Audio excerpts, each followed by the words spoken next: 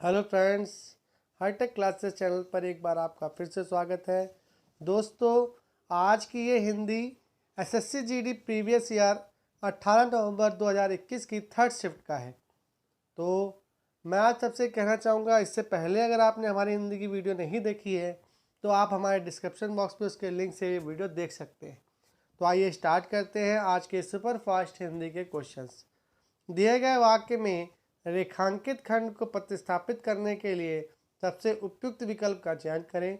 यदि इसे प्रतिस्थापित करने की आवश्यकता नहीं है तो विकल्प किसी बदलाव की आवश्यकता नहीं का चयन करें। हम भोजन खाते हैं।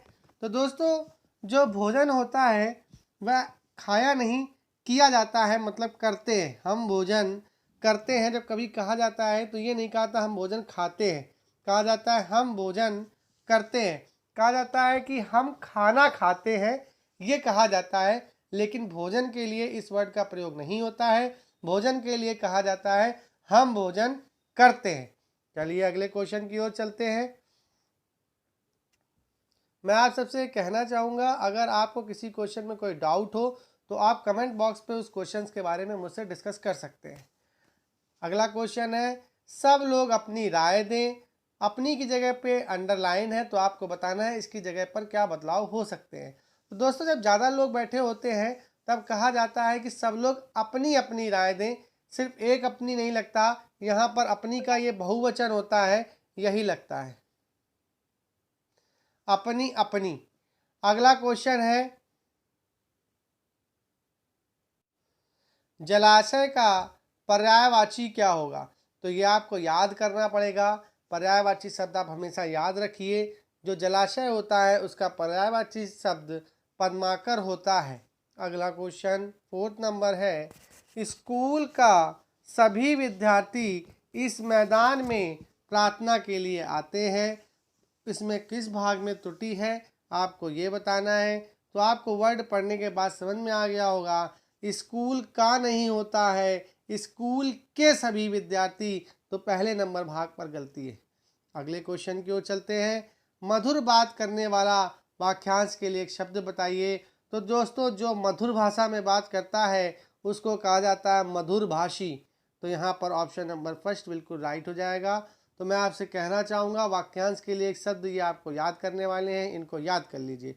अगले क्वेश्चन की ओर बढ़ते हैं, आपसे मेरा सविनय पूर्वक निवेदन है। इस भाग में अगर बदलाव की आवश्यकता है तो आप बताइए क्या बदलाव की आवश्यकता हो सकती है। यहाँ पर सविनय पूर्वक के नीचे अंडरलाइन है। तो दोस्तों, कभी भी सविनय पूर्वक नहीं होता है, सविनय निवेदन है। अगर आपने एप्लीकेशन लिखी होगी तो आपको पता होगा, आपसे मेरा सविनय निवेदन है, ये कहा जाता है। तो option number second right answer. अगले क्वेश्चन की ओर चलते हैं, शेखर अज्ञेय के एक उपन्यास का डैश है। तो दोस्तों, कभी भी कोई उपन्यास होता है तो उसमें जो नायक होता है, पुरुष पात्र जो होता है वो नायक कहलाता है, और जो महिला पात्र होती है वो नायिका कहलाती है। तो यहाँ पर शेखर एक पुरुष नाम लग है, तो शेखर अज्ञेय के एक उपन्यास का नायक है। यहाँ पर उपन्यास का नायक आएगा। तो आप समझ गए होंगे, ऑप्शन नंबर थर्ड। अगला क्वेश्चन है, प्रत्यक्ष का विलोम शब्द बताइए। तो प्रत्यक्ष का विलोम शब्द होता है कि परोक्ष। ये आपको याद करना है। प्रत्यक्ष मतलब सामने से, परोक्ष मतलब पीछे से। अगले क्वेश्चन की ओर चलते हैं, उसका पास कुछ भी नहीं है। तो दोस्तों, इस रेखांकित शब्द की अशुद्धि पहचाननी है आपको। तो एक चीज ध्यान रखिएगा, रेखांकित शब्द उसका है, और यहाँ पर पहली बात तो उसका होगा नहीं, यहाँ पर उसके होगा। ये ध्यान रखिएगा, यहाँ पर उसके वर्ड आएगा, और उसके वर्ड आते ही यहाँ पर जो रेखांकित शब्द है वो सर्वनाम की अशुद्धि कहलाएगी, ना कि विभक्ति की अशुद्धि कहलाएगी। तो यहाँ पर आंसर जो है वो गलत दिया गया है। तो यहाँ पर सर्वनाम की कारण यहाँ पर इसके पास कुछ भी नहीं होगा। तो सर्वनाम यहाँ पर बिल्कुल सही है, आप देख लीजिएगा। अगर आपको कोई समस्या हो तो मेरे कमेंट बॉक्स में बताइएगा, तो मैं इसका आपको प्रूफ भी दे दूंगा। अगले क्वेश्चन की ओर चलते हैं, 10 नंबर, कपड़ा का समानार्थी शब्द क्या होता है। तो कपड़े का समानार्थी शब्द वसन होता है। ये ध्यान रखिएगा, इसको याद करना है, आपको याद कर लीजिएगा। भगीरथ श्रम करना, भगीरथ का श्रम करना ये मुहावरा है, और भगीरथ श्रम करने का मतलब होता है इतना अधिक श्रम करना, इतना ज़्यादा श्रम करना। ऑप्शन नंबर फर्स्ट बिल्कुल राइट हो जाएगा, अथक प्रयत्न करना। अगले क्वेश्चन की ओर बढ़ते हैं। राह दिखाने वाला वाक्यांश के लिए एक शब्द बताइए। तो बहुत ही आसान है। राह दिखाने वाले को कहा जाता है पथदर्शक।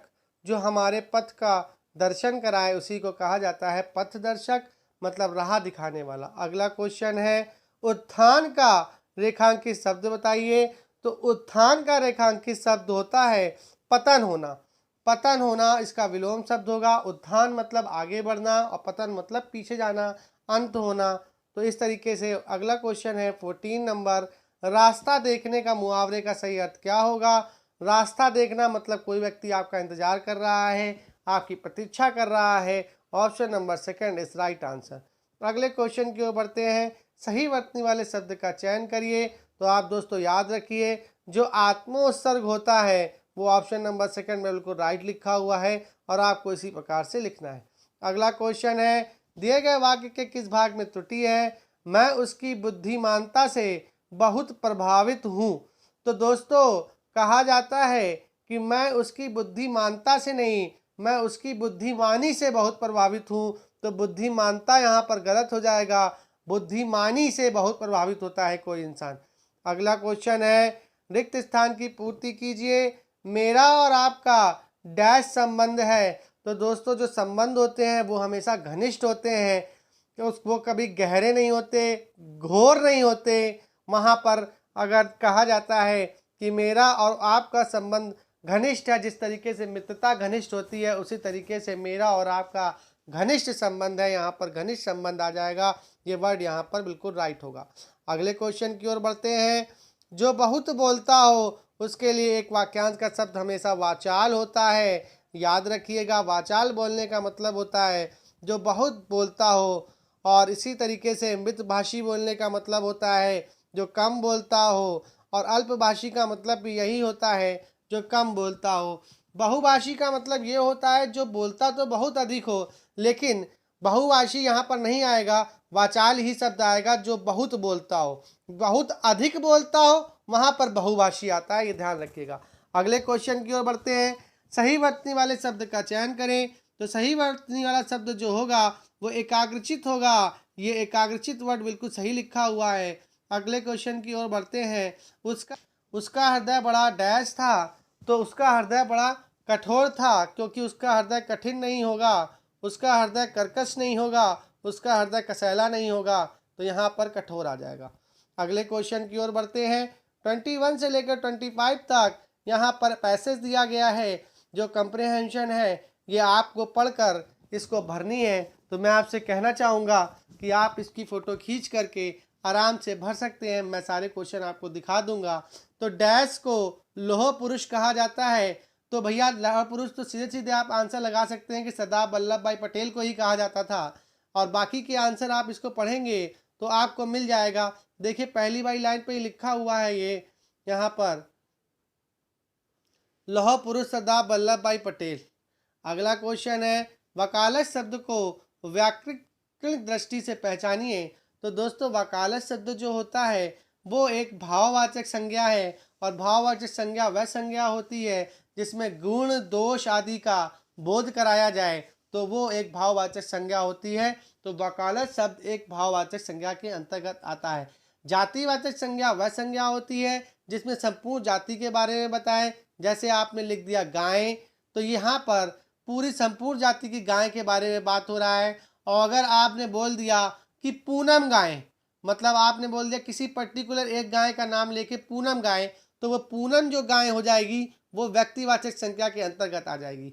इसी तरीके से विशेषण शब्द जो होता है वो होता है जो किसी शब्द की विशेषता बताए। जैसे कहा जाए वह बहुत कमजोर है, तो वो कमजोर बहुत है, बहुत कमजोर की विशेषता बता रहा है, तो वहाँ पर विशेषण शब्द हो जाएगा।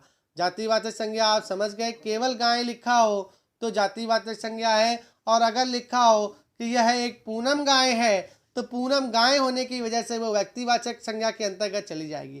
तो व्यक्तिवाचक संज्ञा में किसी एक व्यक्ति का बोध कराया जाए वह व्यक्तिवाचक संज्ञा होती है, और जातिवाचक संज्ञा में संपूर्ण जाति का बोध कराया जाए वह जातिवाचक संज्ञा होती है।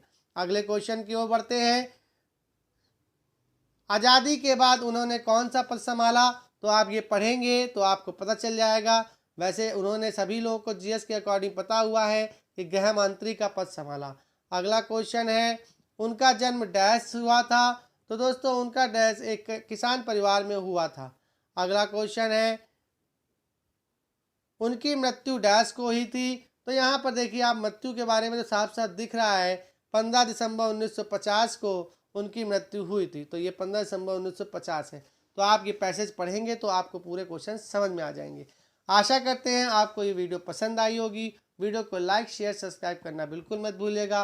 अगर आपके कोई डाउट हो तो हमें कमेंट बॉक्स में ज़रूर पूछ लीजिएगा। धन्यवाद दोस्तों।